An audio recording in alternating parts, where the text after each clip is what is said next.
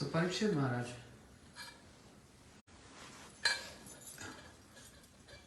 he went to forest for hunting. This is how it started. And he felt thirsty. He saw a rishi called Shamak Rishi, who was in deep meditation and so absorbed that he was not even aware who is around him. Parikshit Maharaj was thirsty and he saw a sage, Shamak Rishi, and asked him, I'm very thirsty, I want water. But Shamak Rishi was so much absorbed in his deep meditation. And Gurudev used to say, this is the meaning of absorption. When you are not even aware of what's happening surrounding you, and you're deeply absorbed in your chanting, in your meditation, and contemplating on something, what we heard, or what we read, Srimad Bhagavatam. Anything without absorption has not so much value. We chant, we sing, we speak, but absorption is very essential. Just like once upon a time in Govardhan, there used to be one sadhu who was cooking. And if you're familiar with Indian chapatis, they roll and make, what do you call it? They make dough and they make chapatis and they put on the chapati griddle. And meanwhile, one other sadhu was walking by and he stopped and asked for he was begging alms and he wanted to have some meal, some prasadam. He stopped by and he said, "Oh, can I have some prasadam?"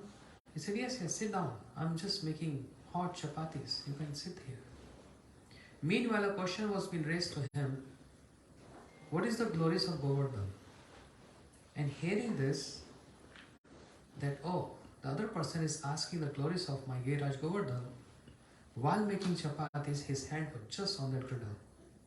And he got absorbed there while speaking the glories of Govardhan. His hand was burning, but he was not even aware of what's happening. Because his mind is not with him. His mind is absorbed in describing the glories of Giriraj Govardhan. After a while, the other person, he starts smelling something burning, some flesh. So he said, what's that? Some foil smell, some flesh.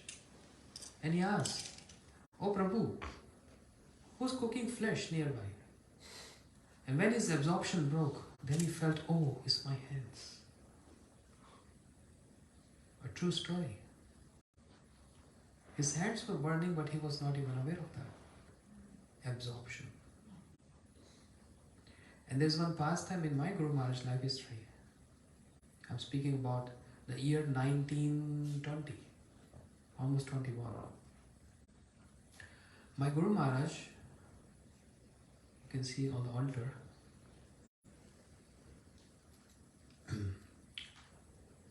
he was walking and going to his Guru Maharaj, Bhakti Siddhanta Prabhupada, his ashram,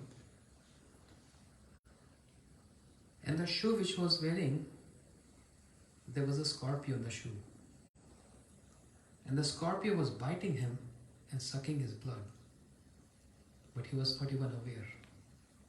He walked almost 4 kilometers without feeling any pain. And you can understand, you can imagine if a scorpio bites, what happens. Literally the scorpio was sucking blood. And the whole shoe was full of blood. But he was walking, totally unaware, because his mind was absorbed of what he heard yesterday. What he heard yesterday. That was the absorption. And what's going to be new today?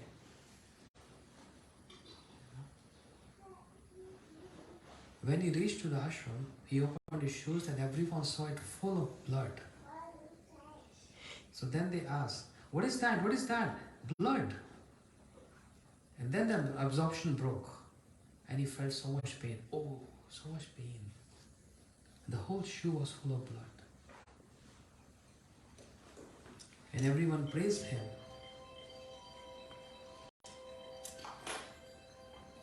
Everyone praised him, saying, "Oh, the scorpion was in your shoe, was biting you. How come you're not aware of that?" Because of his humble mood, he's a pure devotee, always conceal his moods. He said, "No, I was not even aware." They said, "This is not blood. This is the color of anurag." Anurag means red color. And anurag means attachment. Your attachment in the topics of Krishna, which you heard from your Gurudev, Srila Prabhupada. This was absorption of Shamakrishi when Parikshit Maharaj approached for water. So, not giving water to Parikshit Maharaj, he took, with the tip of the arrow, he took a dead snake and put on his neck. And that was an offense, as not offense of Parikshit Maharaj, but people say this is offense. The news went to his son who was taking bath in nearby river, and he took water in his hands and gave curse to Parikshit Maharaj. Iti langete maryadya takshak sapta ahani dangshanti sa kulangaram. This wicked king who has offended you, I'm cursing. He's going to die after 7 days. And the great snake, the king of the snake, Takshak, will come and bite this king and he's going to die. The son, he cursed. Shringi Rishi, he cursed Parikshit Maharaj. And he came running to his father, crying and weeping, "Father, father." And his absorption broke. The father realized, "What is that? Why are you crying and weeping?" And he took the dead snake out from his neck. "This king who has offended you, I cursed him. He's going to die after 7 days. Shamakrishi chastised his son. How can you do that? If you have some powers, it's not meant to just curse anyone like that. And you curse the pious king, Parikshit. He's a pure devotee. He's not only king, but he's a pure devotee of the Lord. So just go away from here. I don't want to see you." He even chastised his own son. He condemned this activity of his son. He sent one of his disciples to give information to Parikshit Maharaj that the curse of a Brahman cannot come back. So you got curse. After 7 days, you're going to die. Whatever you can do in these 7 days, just go ahead. Parikshit Maharaj, while hearing this, he became not restless.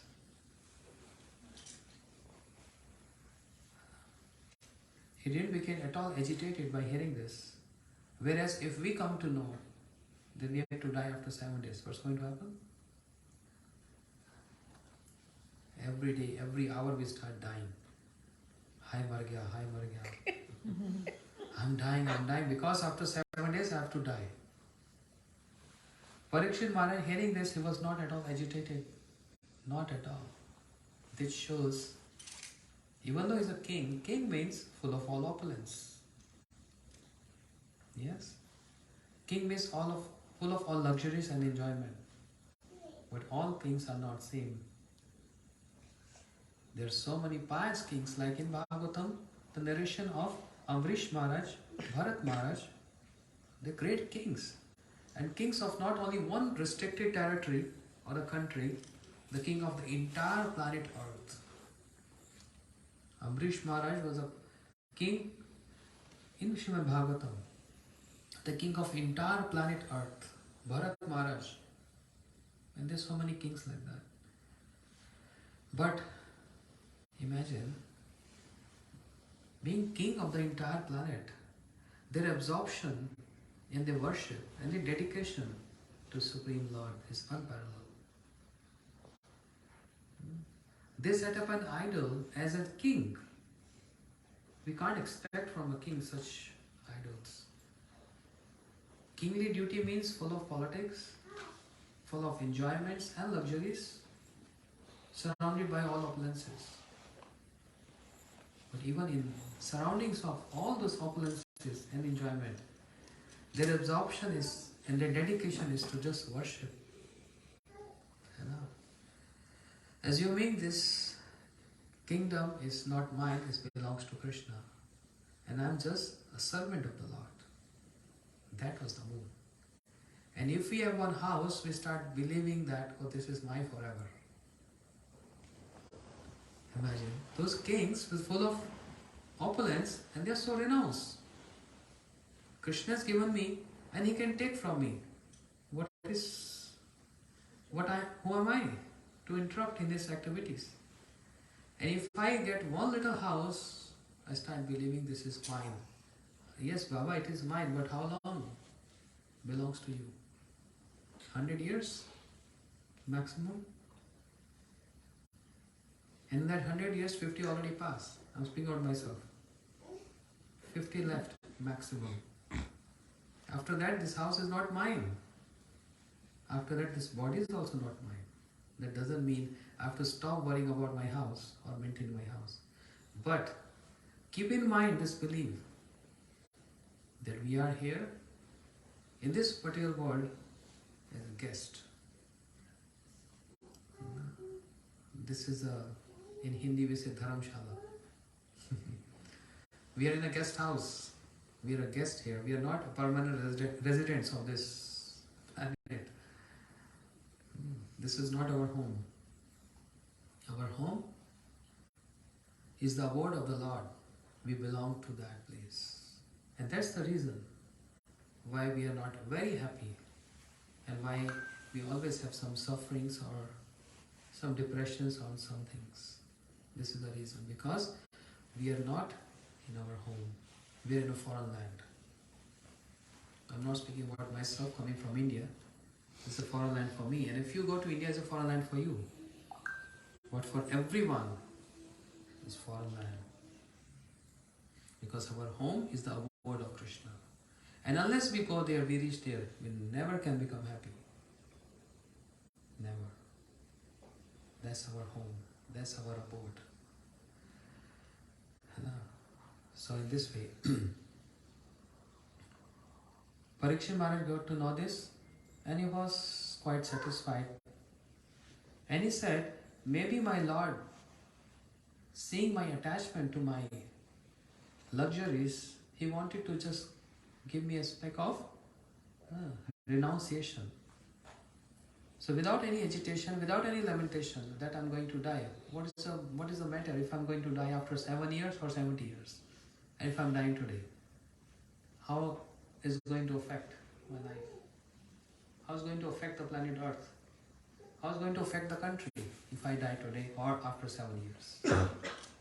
Parikshit Maharaj, this is called intelligence. This is called knowledge, which cut that ignorance in the heart, assuming that I am this body and everything belongs to me.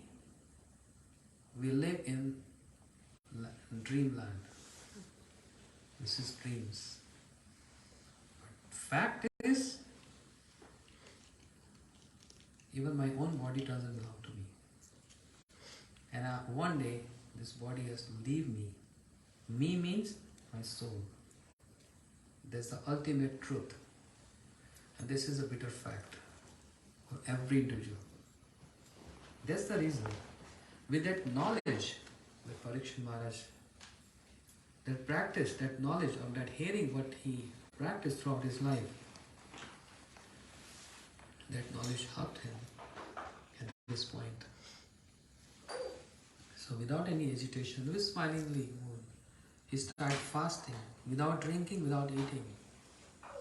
He took shelter of holy river Ganga, which is also known as Jahnavi. And so many sages came there to give advice to Parikshit Maharaj. Oh, you're going to die. So Parikshit, give charity. Parikshit, perform yajnas. Parikshit, do this, do that. He was not satisfied hearing all this. He was searching for something ultimate. And there in the middle of all the assembly, of all the sages, thousands of them, Shishukdev Goswami, whose complexion, dark complexion like Krishna, long hairs, beautiful lotus eyes, broad chest, and long arms touching his knees. This is a symptom of a pure devotees. When he appeared, everyone stood up in honor. Everyone stood up in honor. Standing up in the honor of pure devotees is not only an etiquette, but this is a principle. And in Bhagavatam there are so many episodes where even the kings, they didn't got up to welcome the sadhus, and they got cursed. That's a common sense, that's a fact. It's etiquette. Any elderly, any senior personality, if walks in, is essential to stand up in honor. I'm just giving you a little, touching the points, but not going details into this. Just like one king called Indradyumna, he was serving his shaligram. And he saw a great sage, Agastya Rishi, appeared there. Seeing that he is on the status of my guru, seeing him, he still kept sitting and worshipping his shaligram, assuming that while serving my Lord, there is no need to stand up for any sadhu because he is a human being. Whereas I am serving my Lord, that's Krishna. Shaligram is Krishna, Bhagwan. And he is just a sadhu, doesn't matter. I am doing a superior worship. When Agastya Rishi came on the scene, he said, okay, you didn't stood up in my honor, and I don't worry about my honor, but to establish the principle in the society, I curse you. You seeing me, you sitting like an elephant, may you become an elephant. Don't take this otherwise.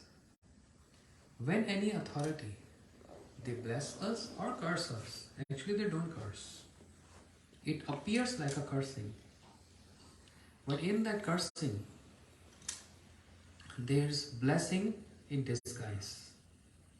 Even in that curse. And that to be revealed after, not immediately. Sadhus are like tree, very tolerant. They tolerate everything, every abusement. Sweet words, bitter words, bad words. They tolerate like trees. And their absorption is only to serve Supreme Lord. I give you one example, very heart-touching example of his Guru Maharaj, Shri Bhakti Vallabh Tirth Goswami Maharaj. Amazing personality, down to earth, simplicity, embodiment of simplicity. When we used to be with him, personally we saw this.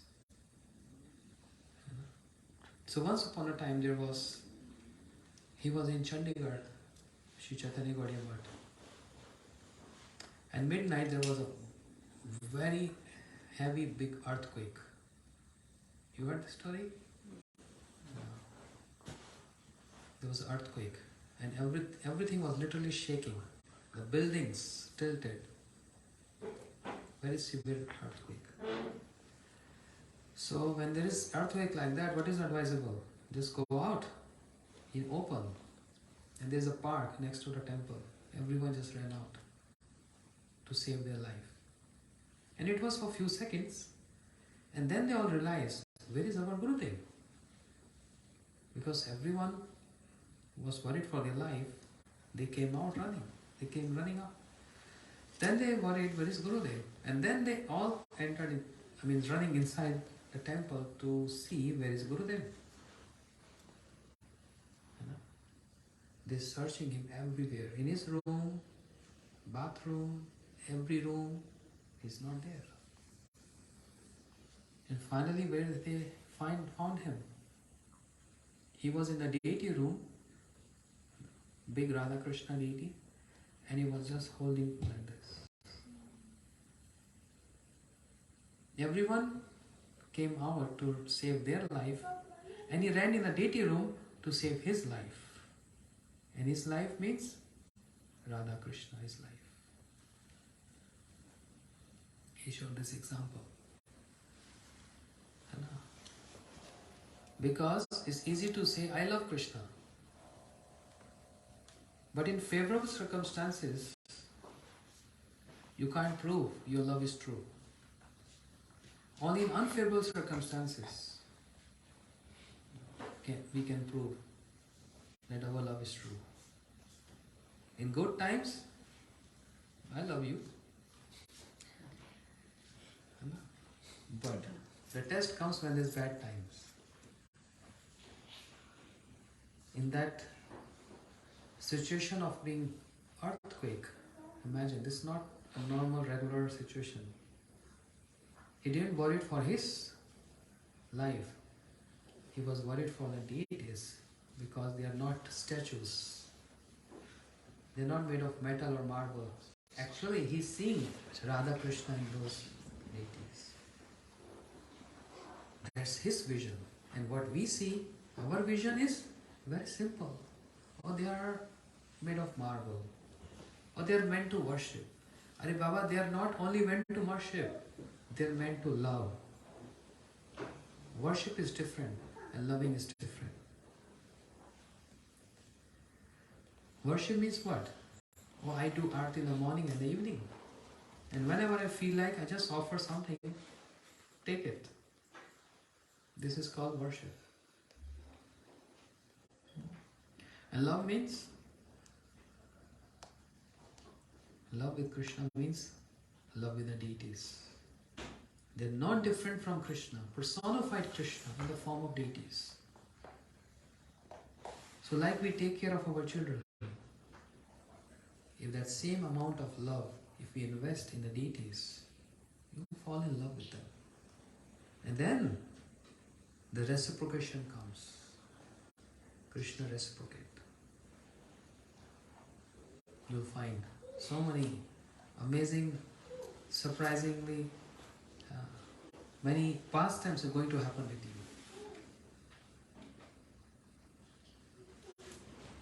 This happens when we give our love to Krishna. And as we all know, which is fact, he don't want anything from us. What can we offer to him? Just garland, flowers, tulasi, some little offering. Is he worried for all these things? He already have this in abundance.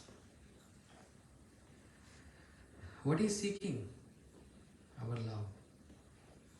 And love means sacrifice. Love always needs sacrifice. When there is sacrifice, there is love. More sacrifice, more love. Love needs sacrifice. That's very essential. Very essential. For example, we have children at home. We take care of them. Day and night we think of them. their well-being, their education. And if they are sick, we are taking care of them so nicely. What is that? Isn't it love?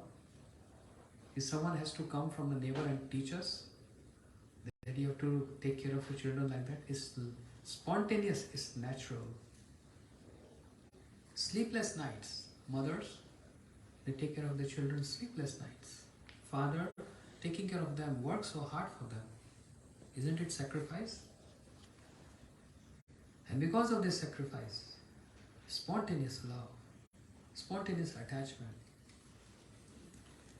When the direction of that attachment divert towards Krishna, not neglecting the family responsibilities, I'm not saying that, but if the diversion is there with Krishna, and when I say Krishna means the deities at home, we feel the same amount of attachment. I've seen so many devotees around the world, how they're taking care of the deities, more loving than their own life. They make the deities sleep by singing.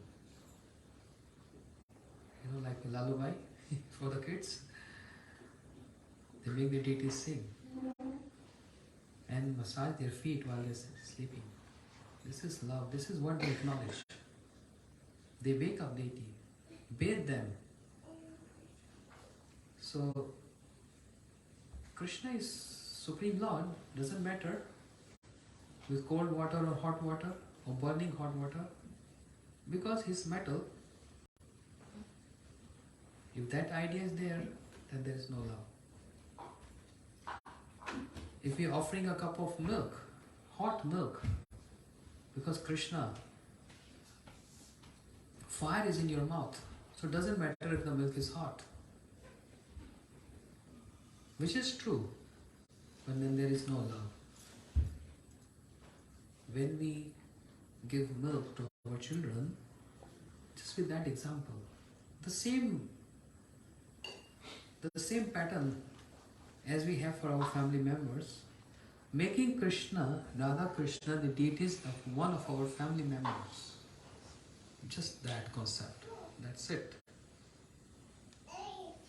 Only making them our family member, which is not that hard. It looks like so hard.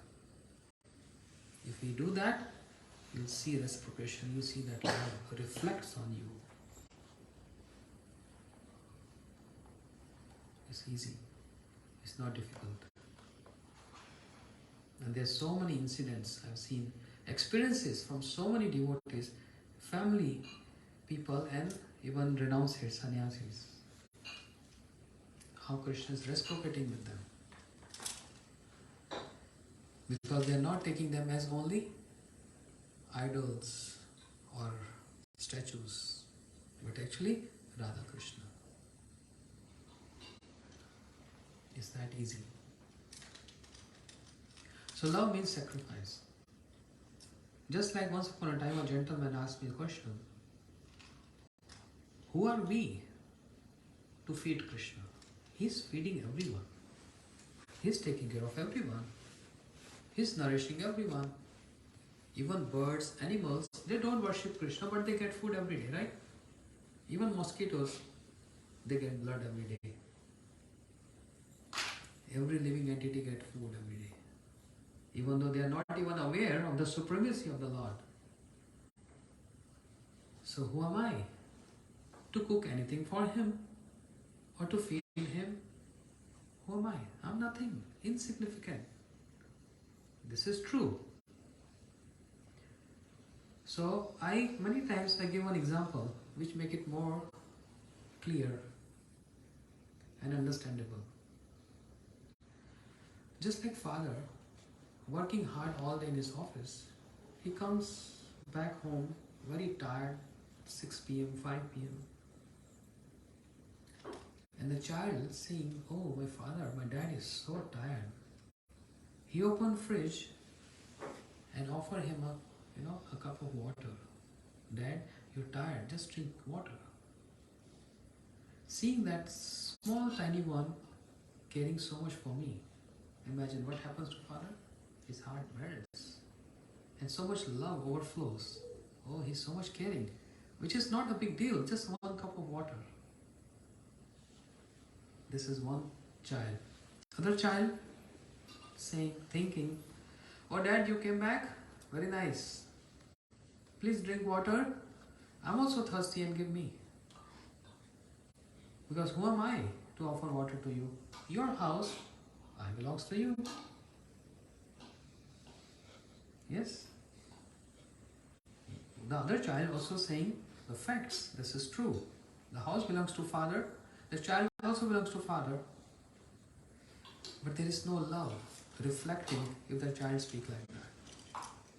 The same child offering water from the fridge to father, that reflection of love is there. Similarly, everything belongs to Krishna, no doubt. We are so insignificant human beings that we can't even serve a transcendental personality like Krishna. Everything belongs to him, but a portion of everything what I have in my possession, if I offer to him, that reflects our love. You know, that reflects love. And when there is love, there is always attention. We want to seek attention of Krishna without any offerings. The best way to seek his attention is to make love with Krishna. That love which is so pure in nature, that love which is so selfless in nature, that love which is so unconditional. There is no condition in that love. Moment we start apply conditions in love, love start fading. Pure love means unconditional. And in spiritual world, the love the devotees possess for Krishna is unconditional. Even if you show up yourself or you don't going to show, if you bless me or you don't bless me, whatever case is, you are the Lord of my life. This is unconditional love. We can't get this. We can't find this in this material world. There's always some kind of gratification, enjoyment. The moment that enjoyment doesn't take place, love starts fading. With Krishna, because this is called spiritual love, it's not human love, it's godly love, it's unconditional. How to develop this? How to learn about this? We need to come across a person who possesses this love. And that person who knows and possesses this love is called Shri Guru.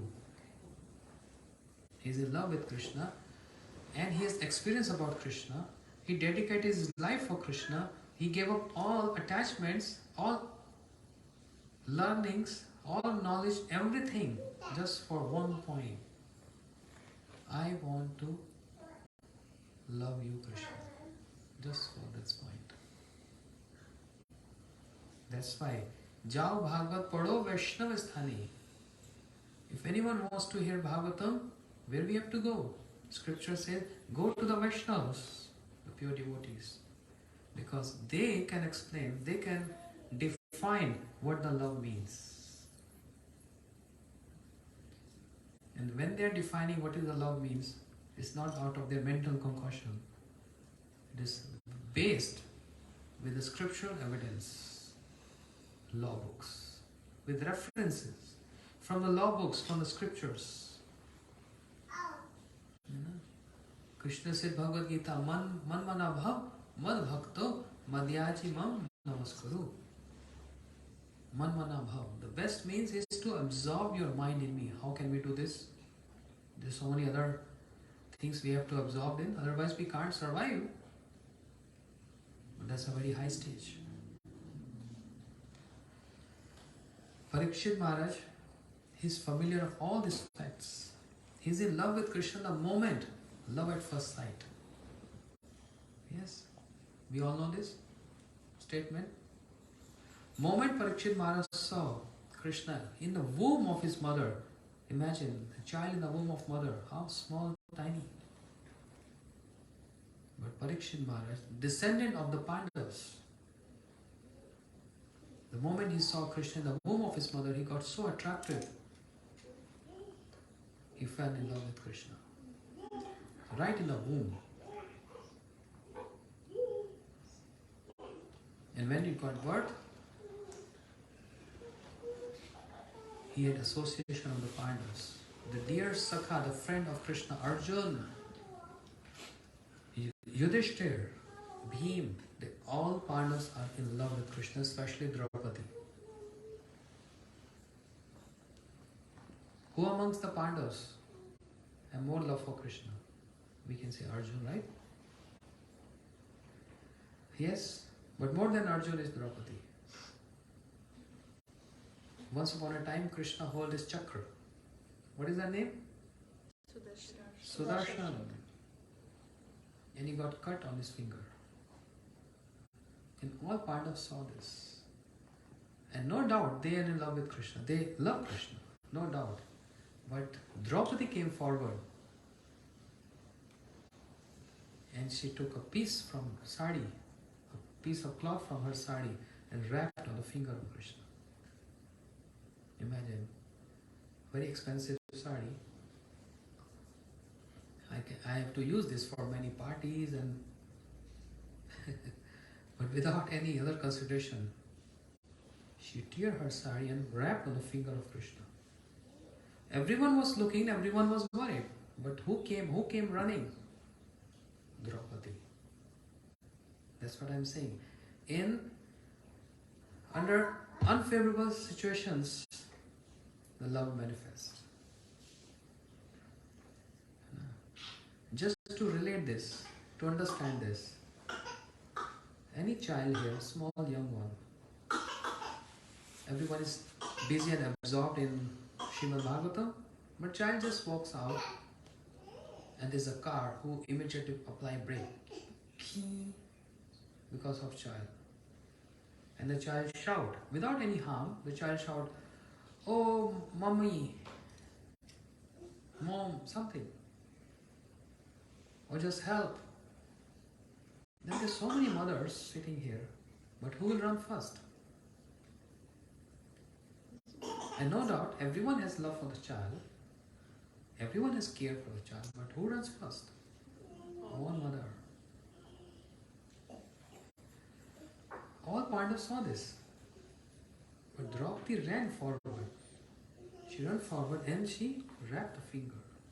And Krishna said, "Draupadi, oh,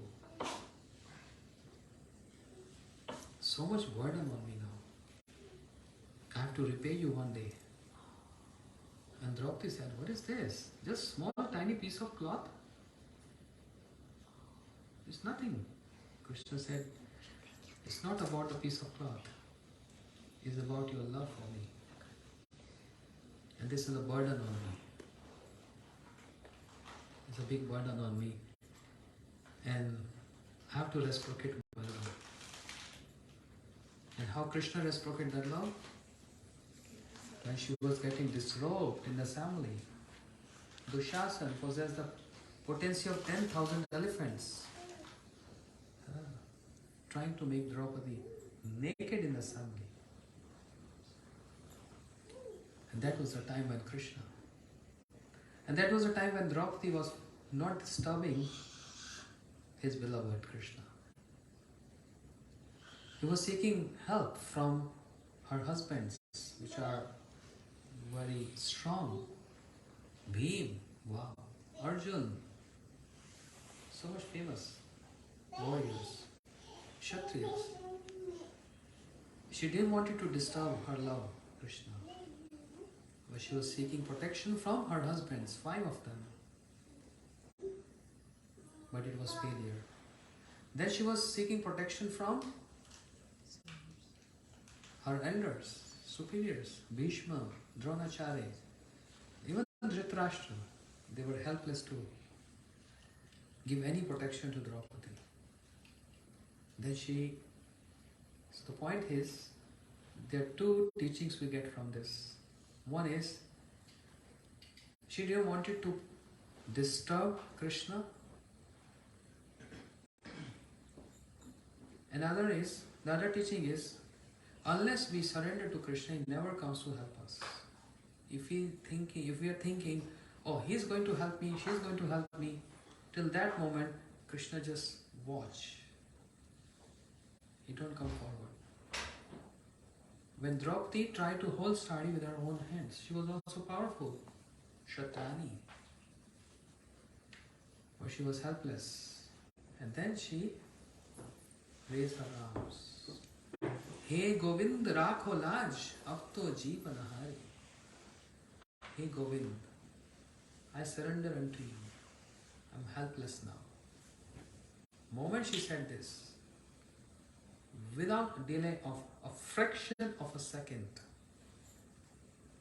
How much is 1 second? 1 second passed, right? And a fraction of second means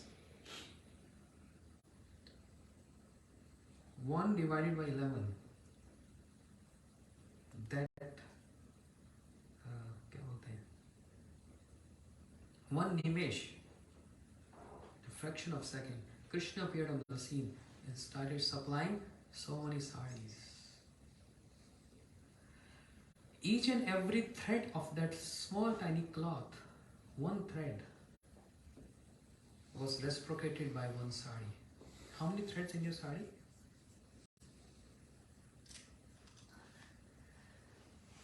Countless. Countless threads. This is how Krishna reciprocates.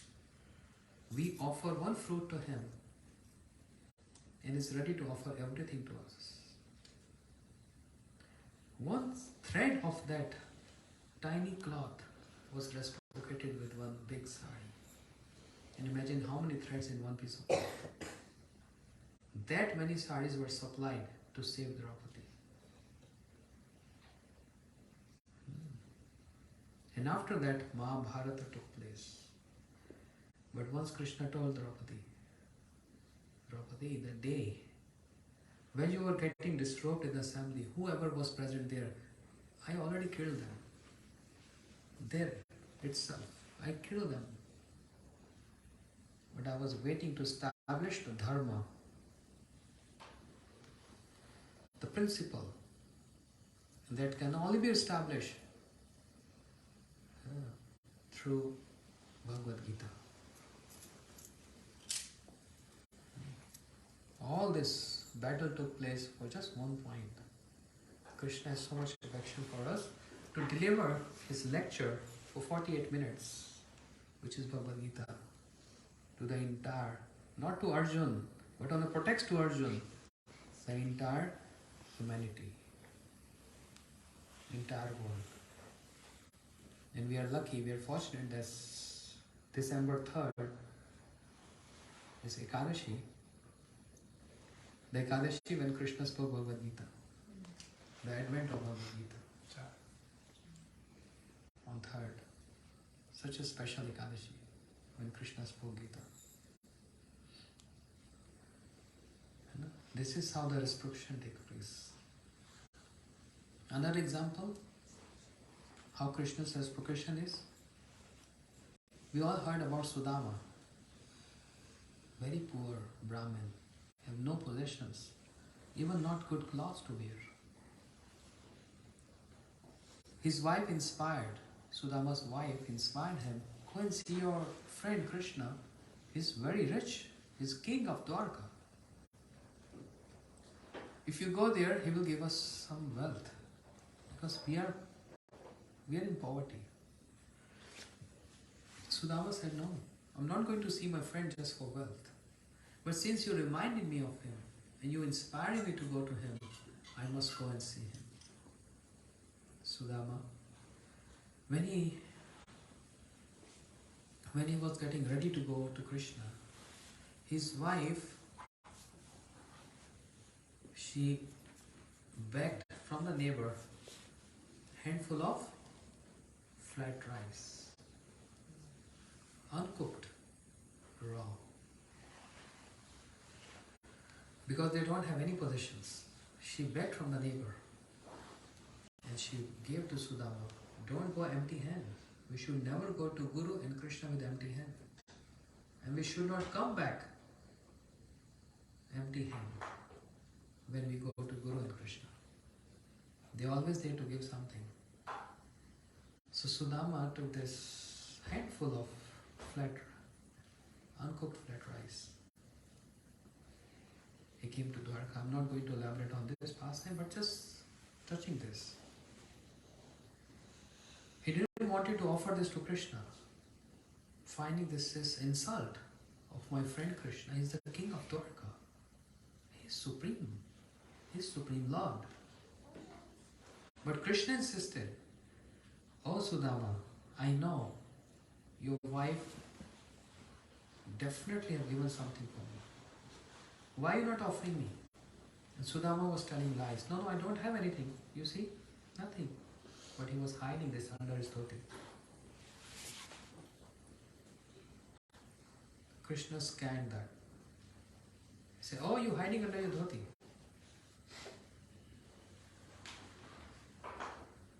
And there was a loving quarrel. Krishna wants to snatch, and Sudama said, "No, this is not for you. This is for me." And the very soft, tender cloth broke. Tore, and the flat rice fell on the ground. Krishna took this and ate. Can you imagine? Uncooked rice. How many of us can eat that? Anyone? Any candidate? Uncooked rice? And that too on the floor? It's not hygienic at all. Imagine. Krishna is so humble. Even though he is Supreme Lord, with all opulences, but down to earth.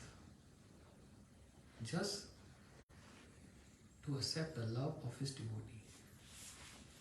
This is something he's made of. Complete love. He took this. And when Sudama went back, overnight he became so rich and wealthy. Where he was having very humble, some small cottage, there was palace. There were elephants to welcome him. His wife never used to have any opulent clothes, just very humble, simple one sari only. But she came with so much lavishly, ornamented. She came out. And Sudama was, "Excuse me, I don't know who you are." She said, "I'm your wife. What happened to you?" Then she explained, "Your friend Krishna has given us so much overnight." And Sudama was in tears. What I've given to him? Nothing. Just one handful of that uncooked rice. And how Krishna reciprocated with me. His heart melted and he started weeping and crying. There are many examples like that, how Krishna reciprocated. There was one fruit seller, a lady, came in Gokul. She has on her basket, very poor lady, selling fruits, mango, guava, etc. And she's calling out, "Follow, follow, follow. Take fruits, take fruits, take fruits." Krishna was wondering, sitting inside, I'm the one who gives fruits to everyone. Yeah. In Bhagavad Gita, Krishna says, "Karmanidikarastu mam phaleshu kadachana." You have right on performing activities, but I'm the one who gives the fruit for your activities. And who is this lady who's ready to give fruits? Krishna came out, young, small, tiny boy. And seeing the beauty of Krishna, her words changed. And instead of saying, "Follow, follow," she started saying, "Govind lo, Damodar lo." Come. Oh boy, come here. You want fruits? And Krishna is very greedy. He said, "Yes, I want fruits." But Krishna said, "I have nothing to give you. She said, I don't want anything from you. Just on that price of sit on my lap and just call me mother. Ma. Just one time. That's only I need from you. I want from you. Krishna sat on her lap, said, Ma, and said, give me fruits. And just by hearing this word, mother, she was so captivated with that love. Oh, Krishna, Kanaya, he addressed me as Ma. These words full of love. She treasured those words. Ma.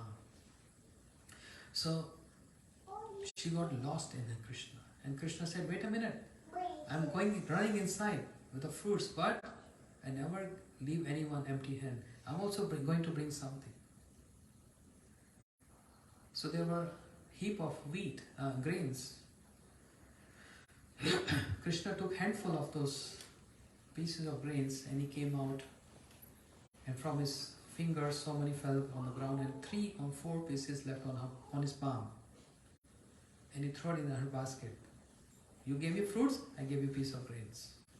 Butter. She was so moved and thinking, oh, how innocent this boy. My fruits were so expensive and 3 pieces of grains, nothing. But Krishna ran inside and she lifted her basket, became so heavy. While she was walking, feeling my basket is so heavy. How come? It's supposed to be light now because I gave fruits to Krishna. She took her basket down and she saw the basket full of ornaments, jewels, pearls. She started weeping and crying. I only offered you one fruit. And how you reciprocated that with so many ornaments. This is how the reciprocation of the Lord. If we offer Him something, actually everything belongs to Him, right or not? Just like, not here in India, every house has servants. Gaurav in India, if he calls his servant, hey Ramu, common name, get me a cup of water from kitchen. And this is true. In India, servants bring water, right? So he bring a cup of water. And Gaurav said, no, not like this. Silver cup.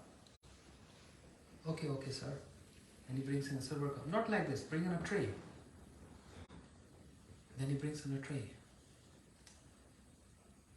Did the servant brought that silver cup or tray or water from his own home? What he's doing? He's offering whatever Gaurav have in his possession, he's offering his possessions to the master. Our situation is also like this. Every relative, house, car, whatever possessions we have, all belongs to Krishna. If you believe or you not believe, this is a fact.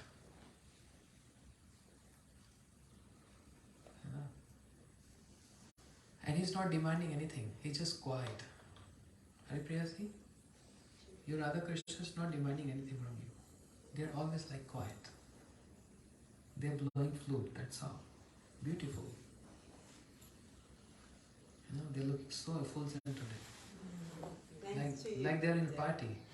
Party wear. They don't demand anything.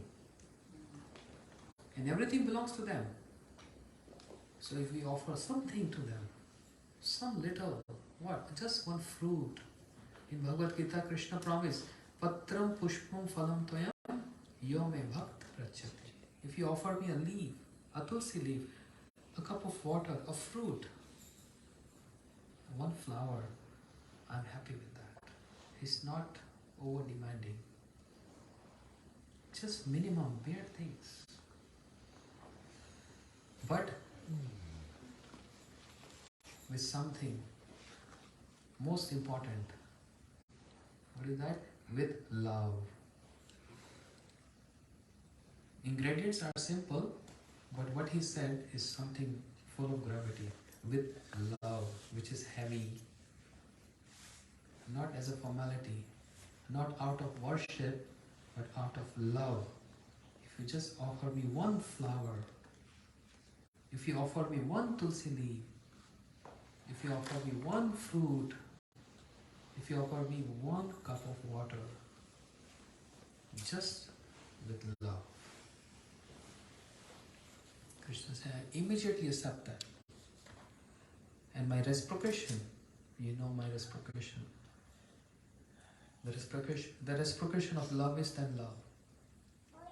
And then imagine the reciprocation, if comes from the Lord, is not simple as a reciprocation from one of our friends.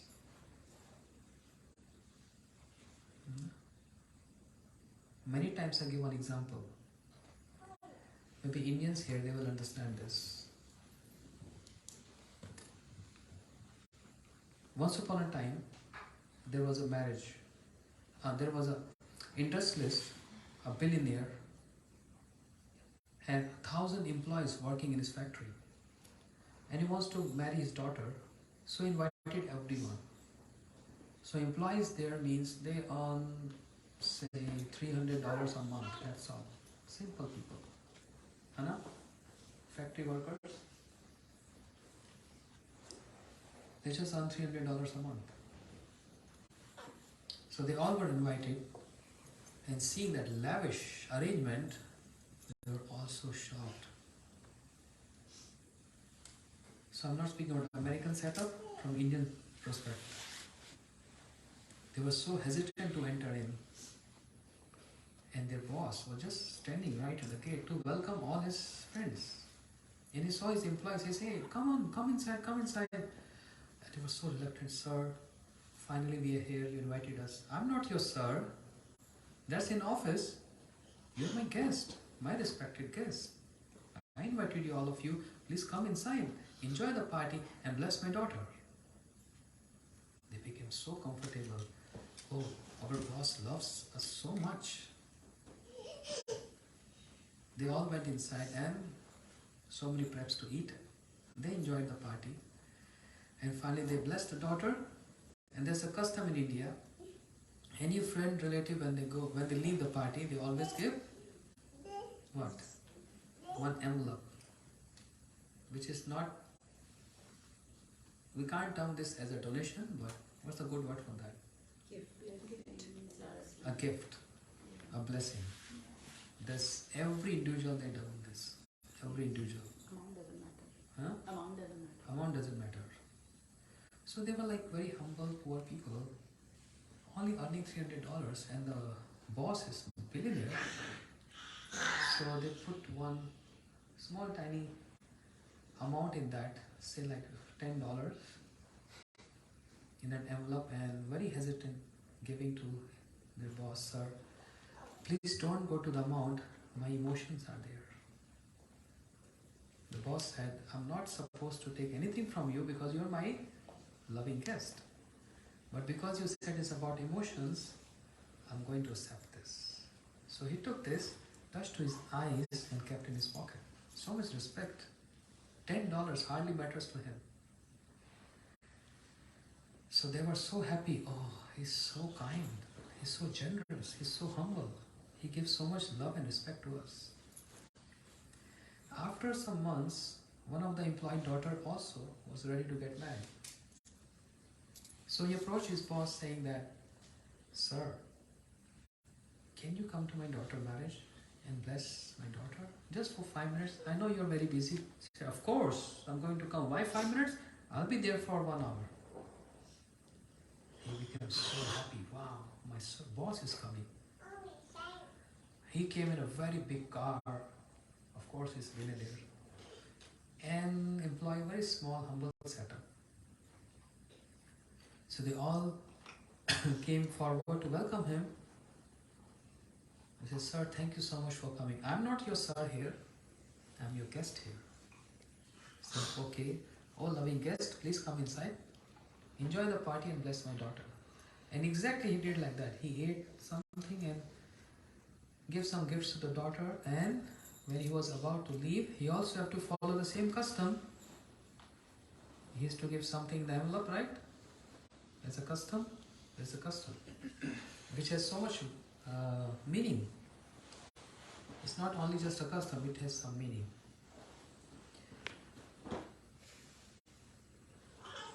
What is going to put in that envelope? Same like $10? Does suits to his profile, his status, giving $10 as he received from those employees? He signed one check, $1 million. For him, 1 million was dust from his hands. He signed a check and smilingly he said, don't go to the amount, my emotions are there. And the employee accepted that. And later when he opened it, he said, my goodness, $1 million? He was in tears. A true story. But what is the moral of this story? The boss being so rich, because he has to maintain his profile, and for him 1 or 2 million doesn't matter at all. He's going to reciprocate according to his profile and status, otherwise he'll get a bad name. If he's trying to imitate like an employee, only giving $10, what society will speak about him? He's so miser. And is an employer, he's not employee. Yes, true? So compare this with Krishna, who is the employer, who is the super boss, who is the supreme lord. What we can offer to him, we are simple, poor people. We don't have so much opulence, but whatever we have, if we just offer him little something, and when time comes for him to reciprocate, he has to maintain his profile, his status. And when he's going to reciprocate, it's not going to be simple. Chappad Falaki. He is going to give according to his status. He's rich in everything. What is the best riches he has, he possesses is love, which you cannot buy. You cannot give to your son $1,000, hey, tomorrow Sunday you have to love me. Yes? You can't give 100,000 to your wife, oh, you have to love me. This comes from heart. Krishna is rich in that love. And he will take care of everything else. As in Bhagavad Gita, he promised. Ananyas chintamam je jana paripasate tesham nitya bhuktanam yokshe mahamyam. What is the meaning of this verse? Anyone? Full protection. I myself come to those who... One who perform one-pointed devotion to me. One-pointed devotion means loving devotion to me, not just worship, but love for me. I will take care of all the scarcity in their life. And whatever they have, I come and protect their possessions. That's my promise. Listen, I'm not dealing with this promise because I know I can't fulfill my promise.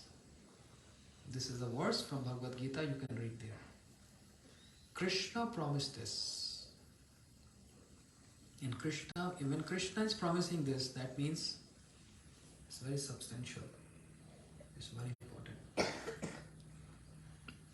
And for this, once upon a time, a Brahmin had doubt. He was reading Bhagavad Gita, but he was so poor, poverty-stricken. He was wondering that I'm loving Krishna, I'm worshipping him, then why I'm so poor? And he's not reciprocating with me, even though I'm one-pointed devoted to him. So he crossed with his pen, he crossed that line. I don't believe you, Krishna. Because why I'm poor then? He crossed this. And he closed his Bhagavad Gita. He went away to take bath in the river.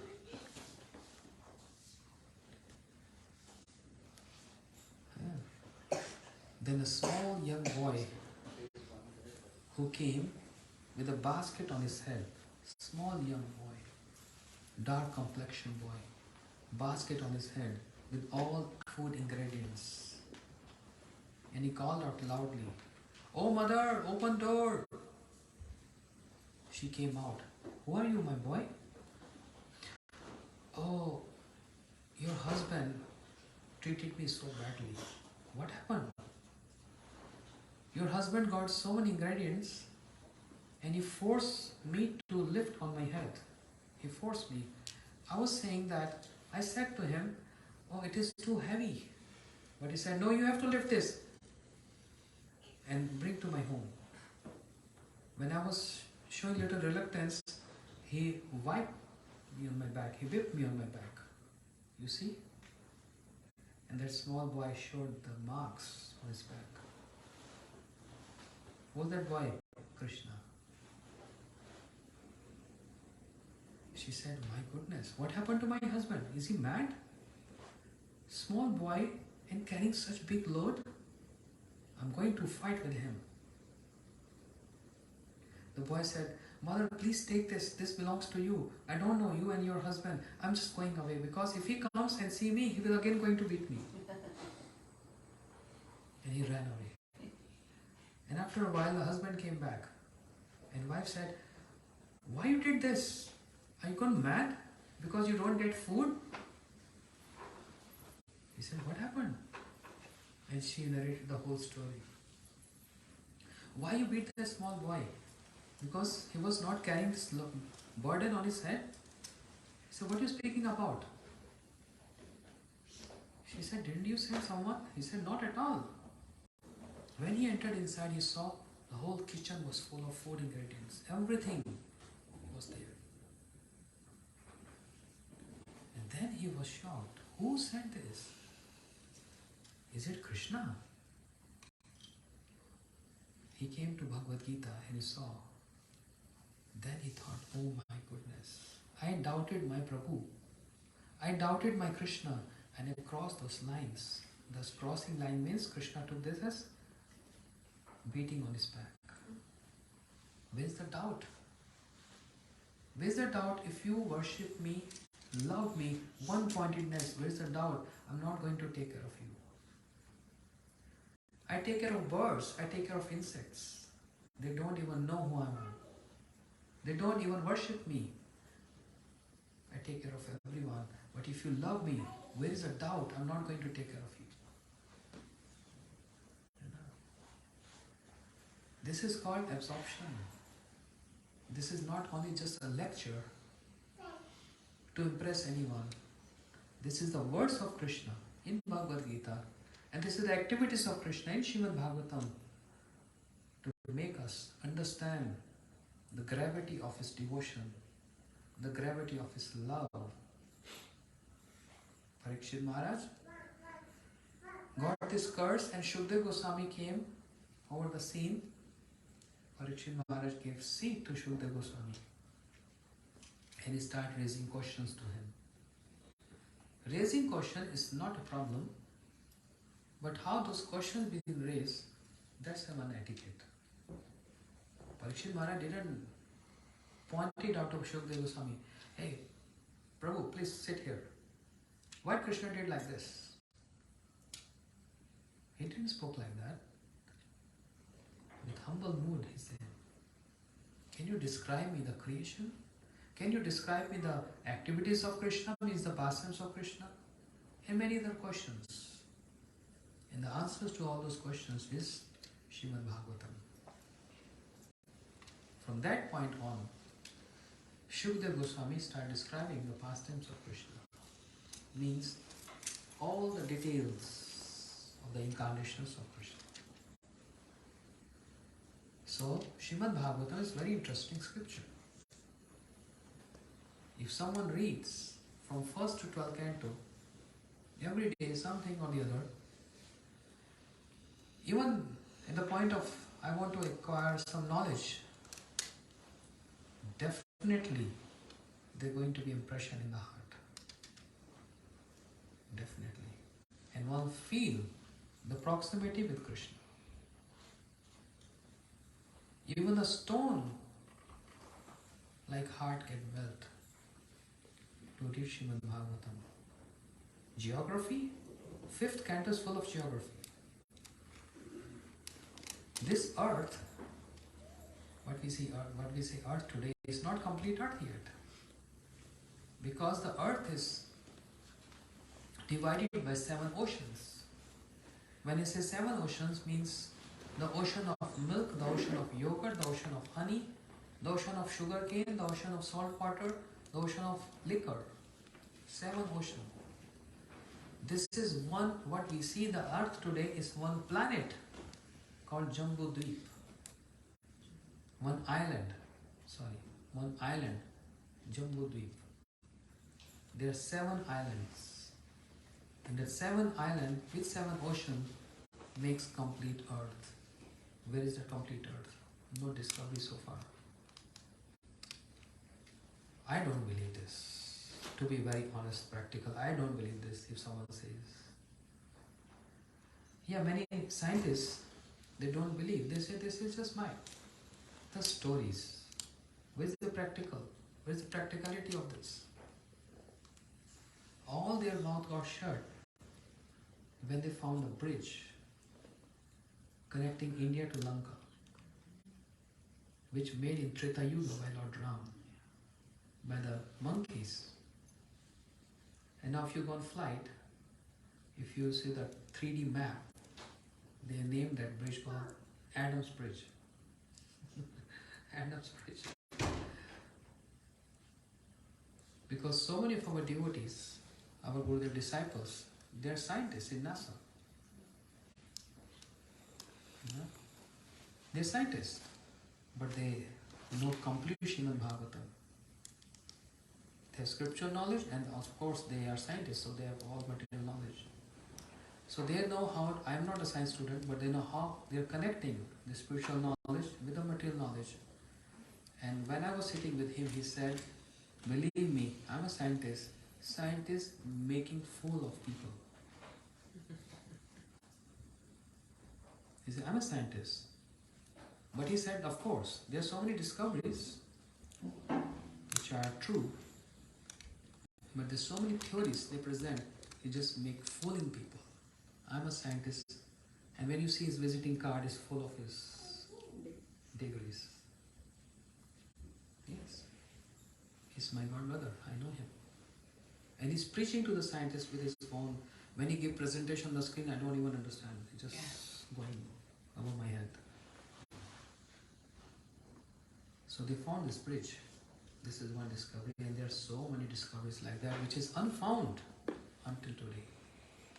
Bhagavatam gives a complete science. It's my bad luck, I'm not able to describe this. But there are many superiors, seniors, I'm speaking of scientists, they can describe it better than me. Because I'm not able to describe, that doesn't mean it is not true. Because I have some limitations. Yes. If you ask a small child, Janavi, if you say, can you make an essay? Say any essay. She will say, I'm just learning A for apple, B for ball. I can only describe that much. Or I can just make a sentence. Apple is red, apple is green, and apple has so many qualities. That doesn't mean that knowledge is not present and don't exist. Because she's child, she can only explain how as much as she has grasped. Similarly with me and many others. That doesn't mean the philosophy and science is not present. I think it's time now, right? Thank you so much. Hare Krishna for today. Srimad Bhagavatam Mahapuran ki Jai.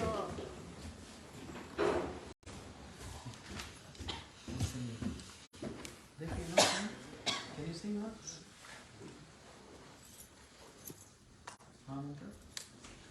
Yes? Come here.